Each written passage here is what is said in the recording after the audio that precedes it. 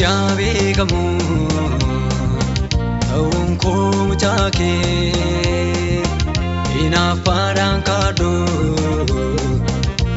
Yesuuf maqaa kee fagootti haa mul'atu urjiin kee finiinee keessa kootii haa ta'u addin irrifamne fagootti haa mul'atu urjiin kee finiinee keessa kootii haa ta'u addin irrifamne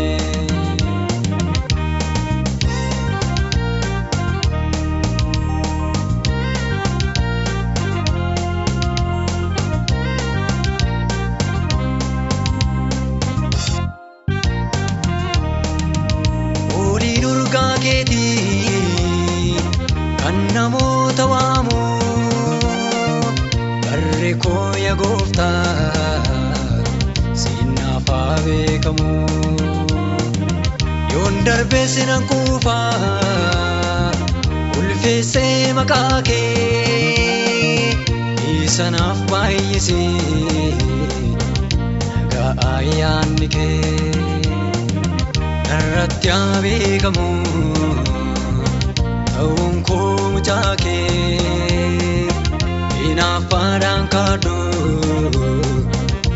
Yesuuf maqaa kee fagootti haa mul'atu urjiin kee finiinee keessa kootii haa ta'u